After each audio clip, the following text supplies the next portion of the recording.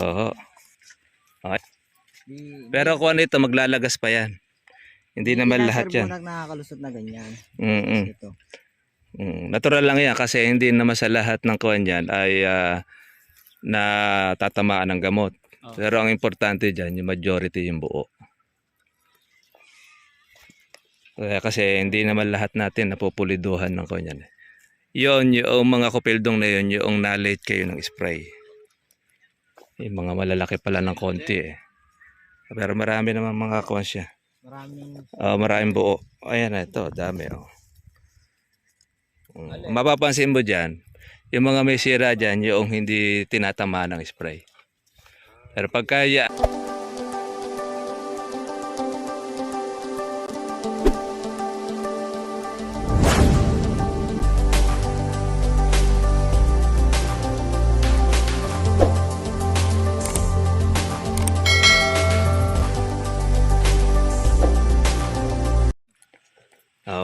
oh. Maganda na yung kuha niya.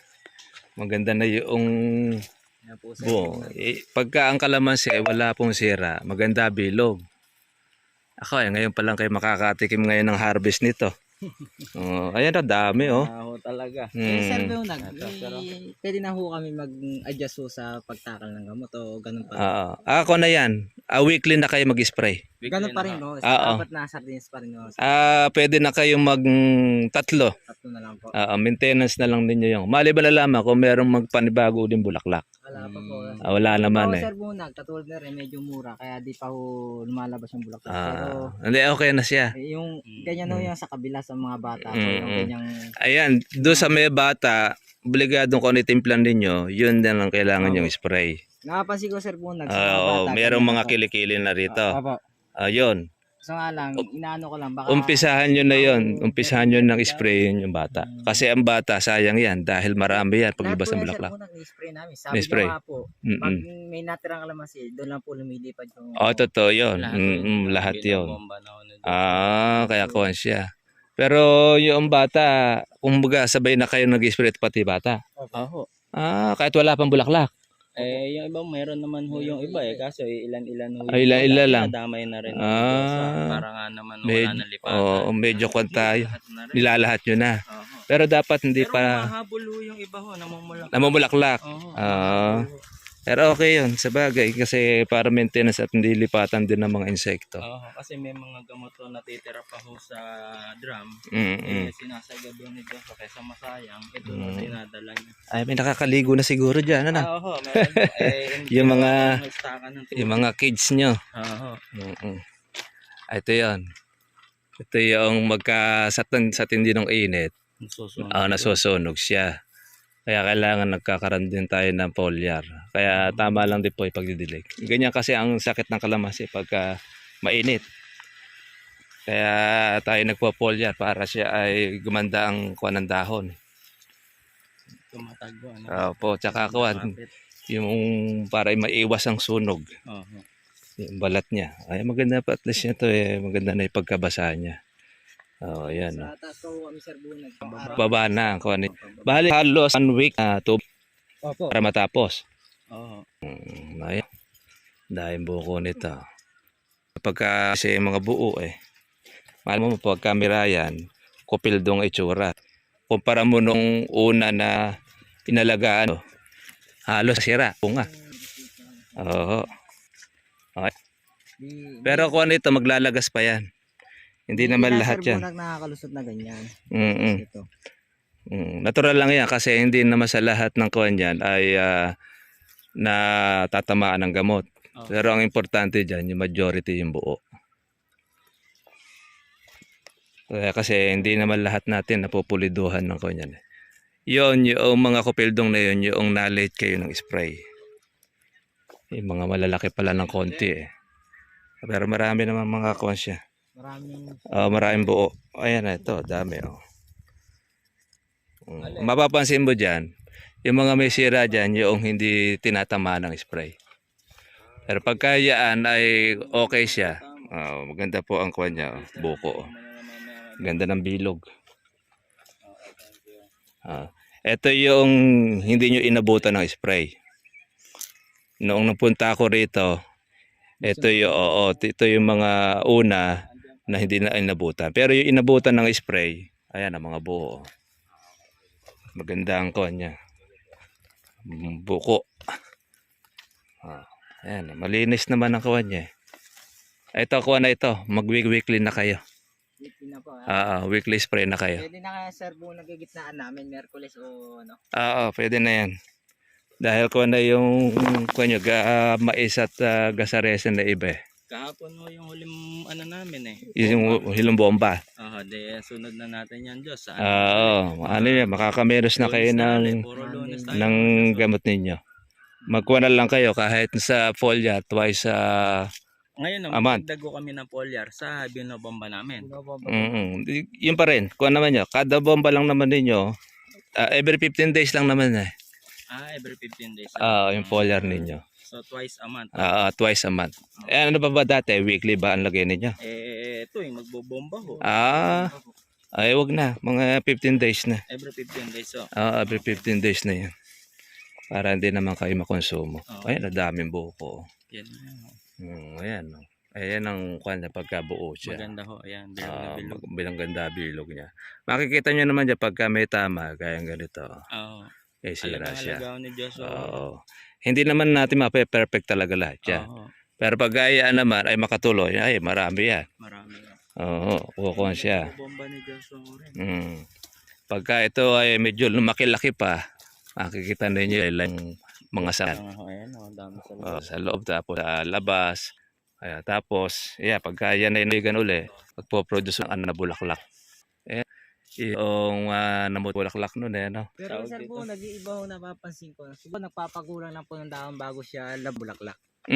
Ang meron kasing kalamansi sa bayan, paglabas ang bulaklak, may kasama na siyang usbong. Yung usbong, tsaka kuha niyang bulaklak.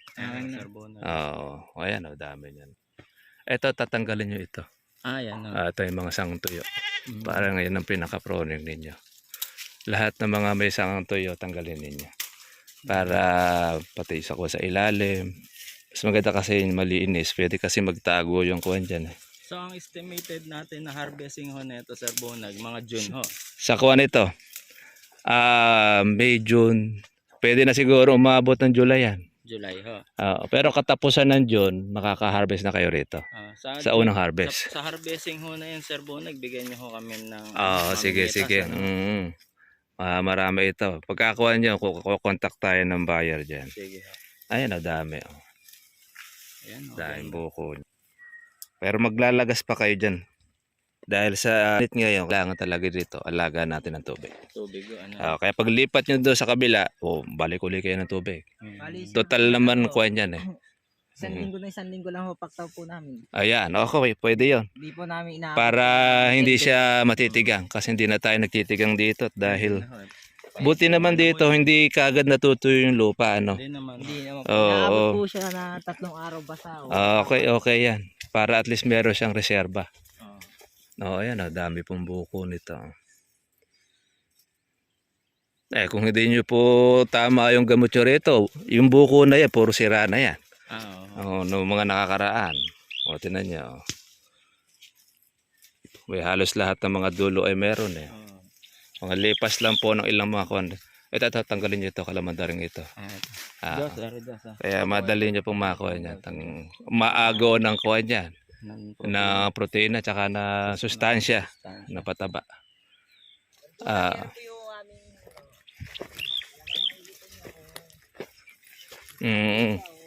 Yung spray. Hindi, yung tubig. Tubig. Yung kuwan, busog siya. Yan ang okay. Yan yung sinasabi ko para nabubusog. Kakaroon kayo ng harang, tapos pagkapuno na, at saka ninyo bubuksan. Di at least yun, naaabot po yung pinakakuwan niya. Maglagay man kayo ng pataba dyan sa kunay, kakainin na niya. Basa na siya. Tsaka kuwan, matagal lang kuwan niya ulit. Kahit medyo ma-delay siya, mayroon siyang stock na tubig. Matagal ang balik. Matagal ang balik. Tinan nyo ngayon rito. Maraming kuwan. Yung agos. Ito, tanggalin nyo yan. Kalamandarin niya. Kalamandarin pala yan. Andalin nyo na makita pagkakuha nyo, mahahaba tinik, tsaka malalaki sanga. malalaki ang... Oo. Ayun, tama yun. Tingnan nyo, pagka padaustos na gano'n, kakaroon na kayo ng control Oo. para hindi ka agad mababa yung tubig. Ayan, ang dami ng... Ito ho, Sir Bon, nag-ayos naman. Ayos yan, ayos yan. Totoo, okay yan. Yeah, tama yan, control. Tapos doon, Oo. gusto lang doon, no, para mabusog siya. Kasi mabilis ang tubig niya pag halimbawa walang controller. Gaya nito. Pero okay lang ito pagka ako madadaanan na yan. Importante dyan makakuha nitong ating buko. Dito tayo, Sir Bon. Sige, diretso Ito nyo natin. rin itong gitna. Lalagyan nyo na ito ng pataba. Ito po eh. Oo. Sa susunod na tubig ninyo, lagyan nyo na ito ng pataba para yung buko nito kumapit. Kasi kailangan nito ng pampakapit. Masupply ng pataba dahil marami. Kasi pagka hindi natin makukuha ito ng pataba, may possible po na malaglag din yan. Ay, ganun. Oo. Kasi ang kalamansi, ang nagpapakapit dyan, yung pataba, polyar. Kaya hindi naman po pwedeng puro polyar ang gagamitin natin. Kailangan natin dyan pagkain sa ilalim. Ganyan po, Sir Bruno. Okay na pong gantong lilinisin pa. Di na. Di na po. Oo. Malinis naman Lalagay nyo lang ng pataba dito. Kasi nadyan yung mga ugat niyan Dito na lang Tapos po, kabila. Sir Bruno, kabila. Oo.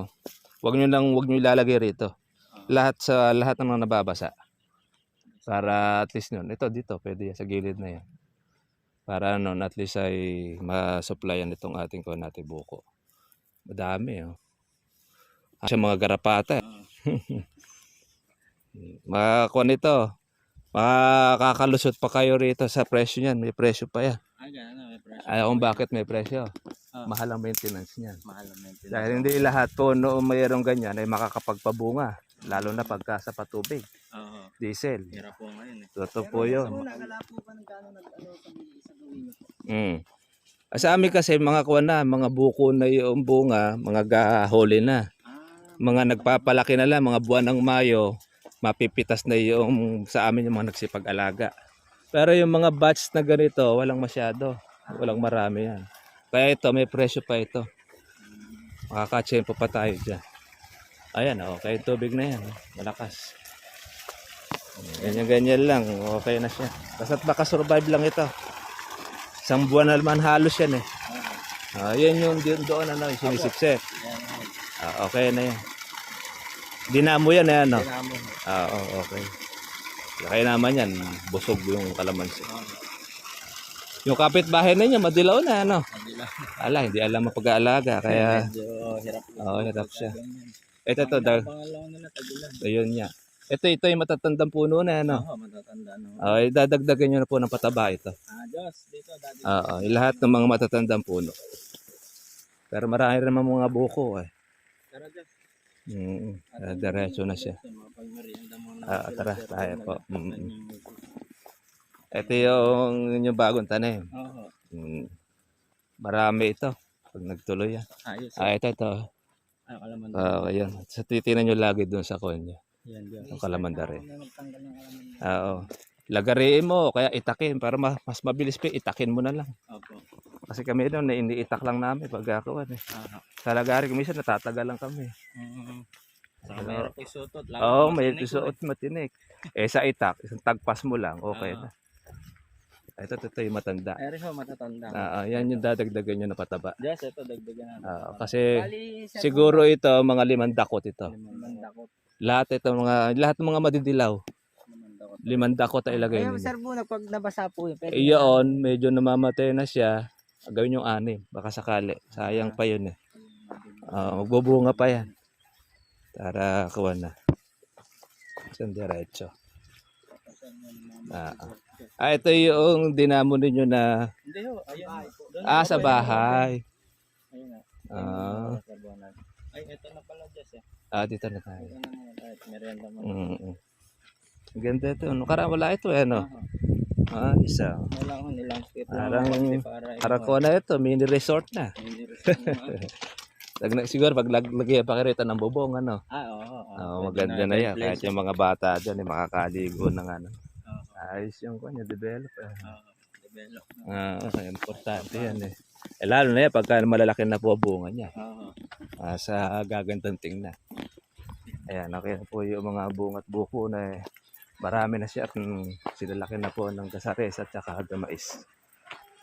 Ayos po, wala namang ganong sira yung akin na inalagaan. Kaya okay po yung po natin. Sige. Ayan, shoutout natin si Mama. First time na pumunta rito.